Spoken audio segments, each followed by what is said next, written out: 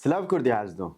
Em ê îro Karneya Kurdîxane Akademiyê ya 15 gulana 2025 heta 15 gulana 2026 ragînin. Îsal li Kurdîxane Akademiyê 7 kursên zarokan, 3 kursên mezinan yê zazakî, 5 kursên mezinan yê soranî, 2 kursên kurdî û îngilîzî û 46 kursên mezinan yên kurmancî. Bi tevahî 63 kurs hate vekirin. Ji van kursan 1206 xwendekar perwerdeya Kurdî dîtin û derçûn. Em wan yek bi yek pîroz dikin.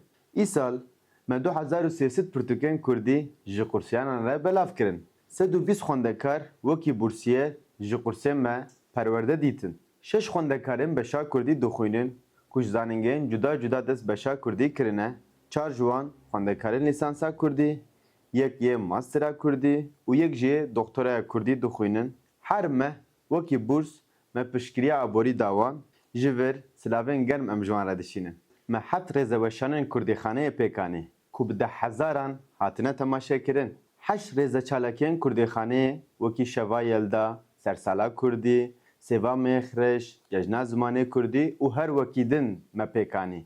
11 rêze semînerên akademîk li Kurdîxaneyê rûbirû meldar xist. Ku ev rêze semîner jî di asûya Kurdî de cihê xwe girtin.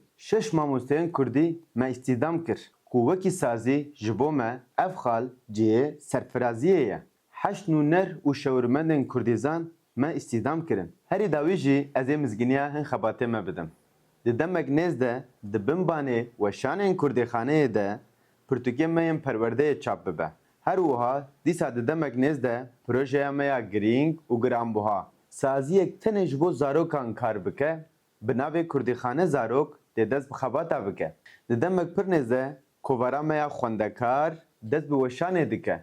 Ez spasiya hemû dildar û ketkarên Kurdîxaneyê dikim. Heta salekê din di qarneyekê din ya Kurdîxaneyê de bibîn di nav xêr, xweşî û Kurdî de.